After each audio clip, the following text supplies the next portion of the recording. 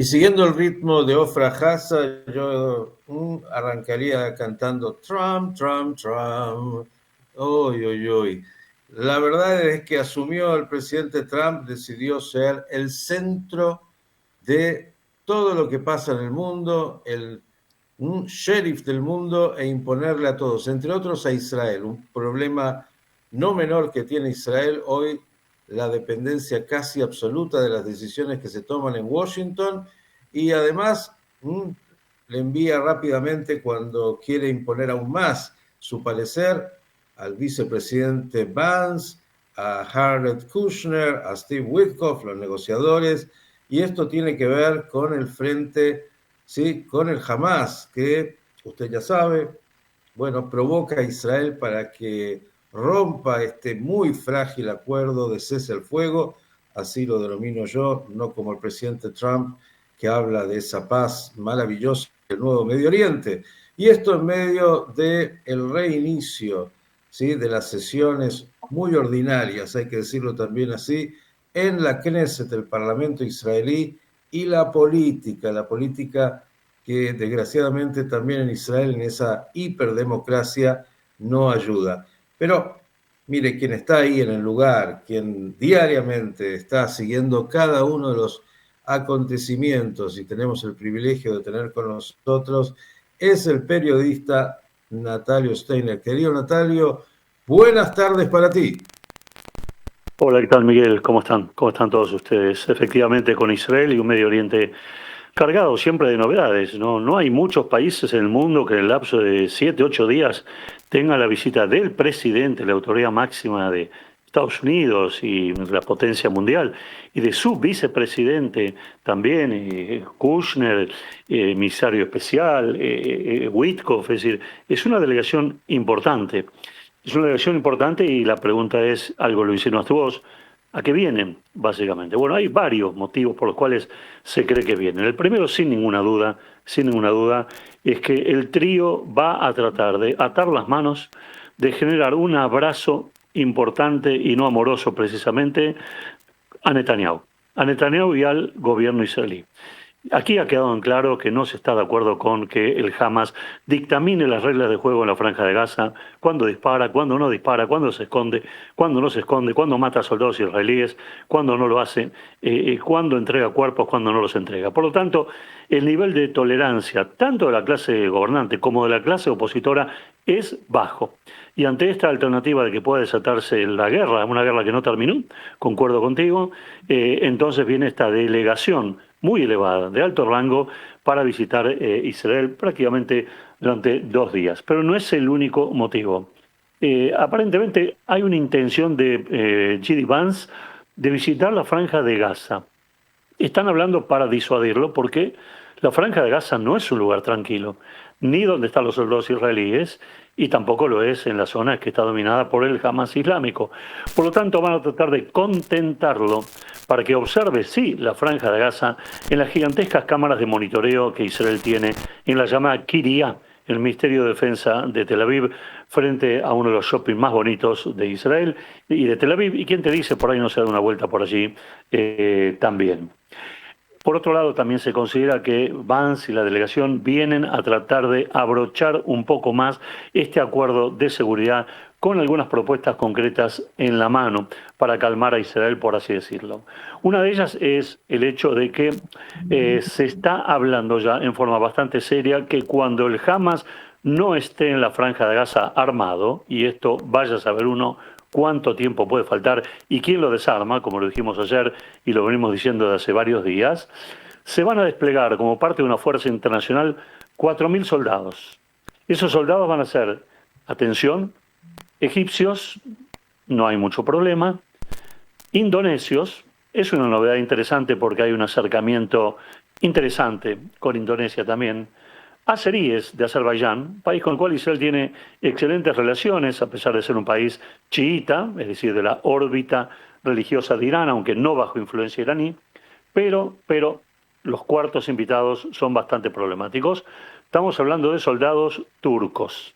Y sabemos claramente que Erdogan no tiene no solo ninguna simpatía por Israel, mucho menos por Netanyahu, sino que también considera, y se considera Erdogan, un defensor del Hamas islámico. Por lo tanto, hay una crítica muy dura acá en Israel acerca de que se pueda sostener un acuerdo de paz en la Franja de Gaza con el despliegue de soldados turcos que serían hostiles al Estado de Israel. Algo que solamente vemos soldados turcos en el límite con Siria, entre Siria y Turquía, bastante lejos de Israel. Por otro lado, también ha habido un gesto que se está por concretar también, que es el hecho de que Israel va a permitir la salida de la Franja de Gaza, atención, de 16 parientes de Ismael Haniyeh, que fuera eliminado por Israel en Irán, líder máximo del Hamas islámico. ¿Y dónde irían a vivir? A Turquía. Es decir, esto es visto como un gesto también de aproximación a Turquía y de mejora con Erdogan. Recordemos que hay un gesto también de que Turkish puede volver a volar en cualquier momento o dentro de algunas semanas nuevamente a Israel. Algo por allí se está viendo o por allí se está midiendo. Donde no tenemos paz definitivamente, está clarísimo, es en la Knesset, en el Parlamento de Israel. La verdad que el día de ayer ver esa sesión inaugural por televisión de la Knesset, yo no sé si calificarlo un ejercicio de democracia o un bochorno para la democracia, de un lado y del otro, cada uno sacará sus propias conclusiones.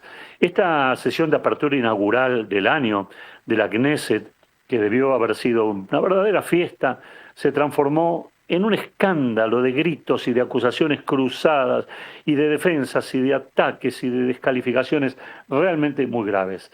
La culpa inicial la tiene el presidente de la Knesset, Ohana, que claramente cuando fue presentando en el marco de los procedimientos naturales a cada uno de los asistentes tan importantes que había, al referirse al presidente de la Suprema Corte de Justicia, omitió el cargo de presidente y solo dijo el juez de la Suprema Corte de Justicia.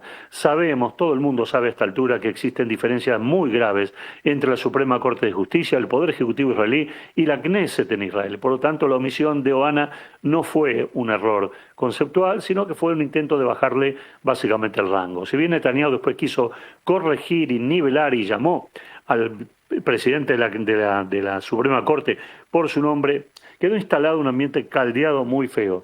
Tan feo que el presidente Herzog, realmente sí debo decir, el presidente Herzog ayer dio una alocución que merece ser en algún momento desgrabada, publicada, porque ha sido un discurso espontáneo de un tono magnífico y acorde a la situación. Él mismo dijo: dejo de lado el discurso que traje preparado para hablar frente a ustedes, tengo que referirme a lo que acabamos de ver recién, a esta especie de desaire que sufrió el presidente de la Suprema Corte de Justicia.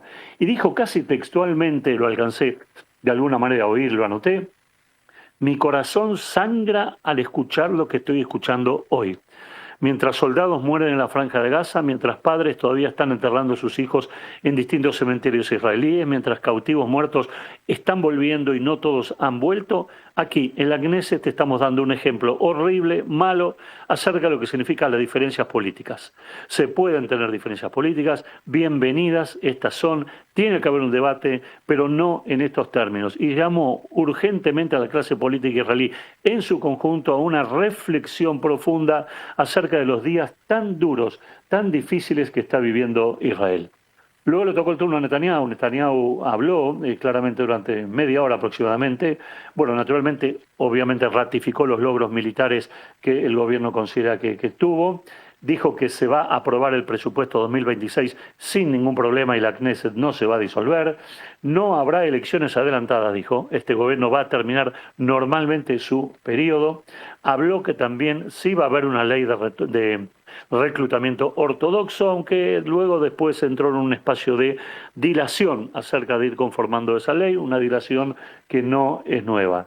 También habló algo muy interesante y muy necesario: romper la dependencia armamentística que Israel tiene, no dijo los países, pero obviamente es Estados Unidos, Alemania, en menor medida España y Holanda. Israel debe abastecerse a sí mismo, dijo claramente, es un desafío de seguridad de primer nivel y lo vamos a cumplir, dijo Netanyahu. También hizo referencia a que Israel es el segundo país en el mundo después de Estados Unidos en materia de cyber, todo lo que tiene que ver con cyber, y que se va a posicionar en un lugar brillante en el mundo en materia de inteligencia artificial. Además, aclaró Netanyahu que muy pronto vamos a tener novedades de paz con mayor cantidad de países árabes que se van a sumar al acuerdo de Abraham. No dijo nombres, pero los dos nombres de países que hace mucho tiempo están oscilando por aquí. Uno de ellos es Arabia Saudita y el otro, de alguna forma, lo cité antes, es Indonesia. País muy interesante del cual después, si hay tiempo, mañana quizá podemos hablar un poco más. La noticia naturalmente amarga, dolorosa, pero en parte reconfortante, tiene que ver con el hecho que el Hamas entregó ayer un cuerpo, el cuerpo de Tal Haimi, o Hajimi, de 41 años, un oficial de la, como se llama la Konenut, de los cuerpos de vigilancia, en este caso del kibur Nir Itzhak, que murió defendiendo a su gente en el kibutz el luctuoso 7/10. Y atención con esto, porque esto entristece realmente aún más a quien lo pueda escuchar. Padre de 4 hijos, el cuarto hijo nació cuando él ya estaba muerto. Es algo, las cosas que uno escucha son realmente estremecedoras y tan dolorosas que no se puede uno realmente contener con este tipo de cuestiones. De esta forma, el Hamas tiene 15 cautivos aún que devolver hasta que se ponga en marcha esta famosa segunda etapa, si es que realmente se logra llegar a esa etapa que aparece tan turbia y tan complicada, Miguel. Hasta aquí mi parte, si hay alguna pregunta más y puedo responder con gusto.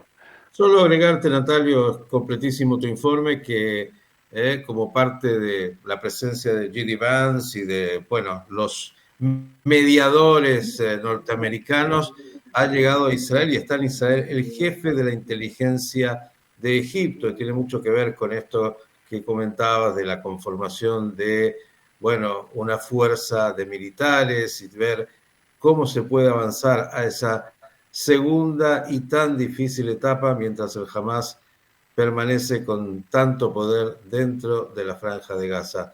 Fuera de eso, esperando tener mejores noticias mañana, nos quedamos con este anuncio de que tal vez Arabia Saudita e Indonesia podrían incorporarse a los acuerdos de Abraham y que no sea solo la firma, sino que sea mucho más que esto, sea una apertura a ese enorme mercado y mundo que es, bueno, lo que ambos países significan en el mundo musulmán. Natalio, abrazo grande y como siempre nuestro agradecimiento y felicitaciones por tu tarea.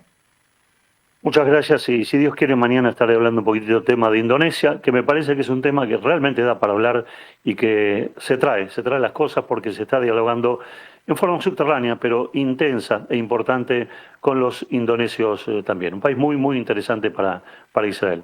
Gracias, hasta mañana, que estén todos bien. Natalio Steiner, Pensando las Noticias.